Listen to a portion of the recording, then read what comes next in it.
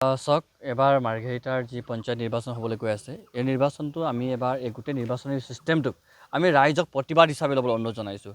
ভাস্কৰ শৰ্মাই দীৰ্ঘদিন ধৰি যি দুৰ্গম হিচাপে তেওঁ সৃষ্টি কৰিছে, যেনেকৈ আজি বিজেপিৰ পালি নেতাসকলে নিজৰ যি অহংকাৰ যি ৰূপ ধাৰণ কৰিছে, প্ৰতিগৰাকী বিজেপিৰ পালি নেতাই নিজকে যেনেকৈ মন্ত্ৰী বুলি ভাবি ধৰিছে, ইয়াৰ বিৰুদ্ধে মানুহবোৰক প্ৰতিবাদ কৰিবৰ কাৰণে বেলট পেপাৰত যাতে তেওঁলোকে প্ৰতিবাদ কৰে তাৰ বাবে আমি অনুৰোধ জনাইছোঁ। আৰু একে সময়তে আমি ক'বলৈ বিচাৰিছোঁ অৰুণোদয়ৰ নামত কেনেকৈ মানুহবোৰক ললিটপ দিছে, কি এইটো কলা যাত্ৰা নে কি, মাটি মূৰত লৈ মেলি মই গোটেই গাঁৱৰ মহিলাবোৰক গোটেই চাৰু চুকত ঘূৰালে, তাৰপাছত আজি পৰ্যন্ত সেইগৰাকী মহিলাসকলে যে আওকাণ নকৰিলে, সেই কথাৰ কাৰণে আমি প্ৰতিবাদ জনাবৰ কাৰণে অনুৰোধ জনাইছোঁ। আমি মানুহবোৰক আমি ৰাইজক এটা কথা কৈছোঁ যে এবাৰ স্মাৰ্ট মিটাৰৰ নামত তেওঁলোকে প্ৰতিবাদ কৰে যাতে বেলট পেপাৰত। এবাৰ আমি ৰাইজক কৈছোঁ যে তেখেতসকলে কেঁচা চেপা যে ঘৰত গৈ দলিয়াই দিবলগীয়া হয়, তাৰ নামত তেওঁলোকে প্ৰতিবাদ কৰি মেলি ভাস্কৰ শৰ্মাক সকিয়নি প্ৰদান কৰক। আৰু এই পঞ্চায়ত নিৰ্বাচনত আমি পুনৰ এবাৰ কৈছোঁ, এবাৰ নতুন নৱচিন্তাৰে বহুতো প্ৰাৰ্থীসকল ওলাই আহিছে আৰু এই প্ৰাৰ্থীসকলে আচল অৰ্থত জনগণৰ কাৰণে কাম কৰিব। আজি আপোনালোকে দেখিছে সৰু সৰু কথাৰ কাৰণে তেওঁলোকক বাধা আৰোপ দিয়া হৈছে।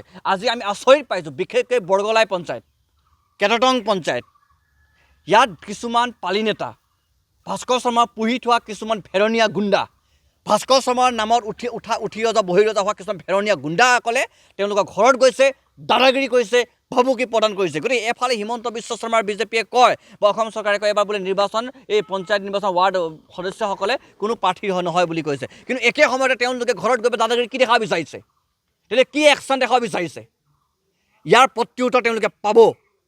যদি ইয়াত কোনোবা এগৰাকী প্ৰাৰ্থীৰ ঘৰত ভয় ভাবুকি ব্লেকমেইল কৰিছে, তাৰ কাৰণে কিন্তু কোনো ৰাইজ মনে মনে নাথাকে, প্ৰত্যেক ৰাইজ এবাৰ চাইলেণ্ট ভোটাৰ হিচাপে ৰ'ল প্লে' কৰিব। আৰু এইবাৰ তেওঁলোকৰ যি অহংকাৰ আমি দেখি আছোঁ। আৰু এটা কথা চাওক, ইয়াত নিষ্ঠাবান কৰ্মীসকলক কেনেকৈ বিজেপিয়ে চাইডলাইন কৰাইছে, আমিতো দেখি দুখ লাগিছে।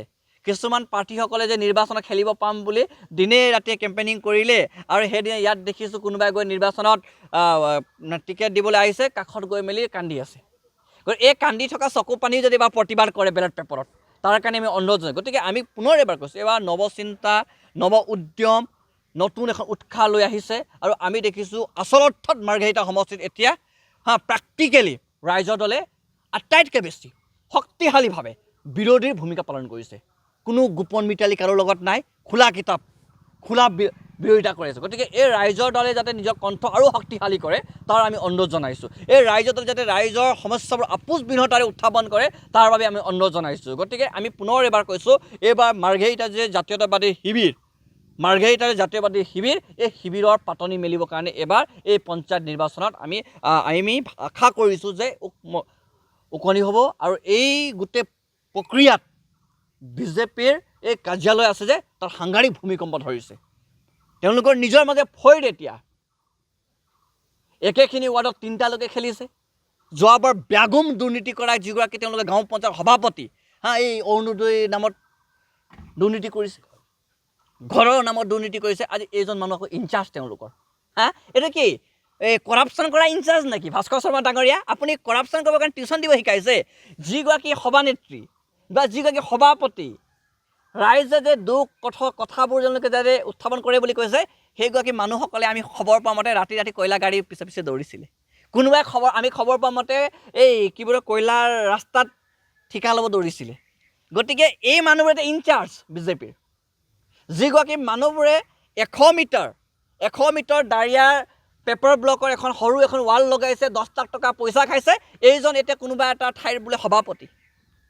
গতিকে এতিয়া তেখেতসকলৰ যিসকল নেতৃত্ব দিছে, যাক ইনচাৰ্জ দিছে, যিসকলে পুনৰ এবাৰ প্ৰাৰ্থিত্ব দিছে, এইবোৰ হৈছে ব্যাগুম দুৰ্নীতি কৰাৰ এজন মাষ্টৰ, এজন সম্ৰাট। আৰু এই সম্ৰাটীসকলে এতিয়া গোটেই পঞ্চায়ত ধ্বংস কৰিব। ৰাইজক সজাগ হওক, সচেতন হওক আৰু বেলট পেপাৰৰ প্ৰতিবাদ কৰক বুলি আমি অনুৰোধ জনাইছোঁ। আৰু আমি জানো যুৱ শক্তিয়ে কিন্তু এইবাৰ এক নতুন পৰিৱৰ্তন বিচাৰিছে, জাতীয়তাবাদ বিচাৰিছে, আৰু এই জাতীয়তাবাদ সৃষ্টি এই পঞ্চায়তৰ পৰা হ'ব।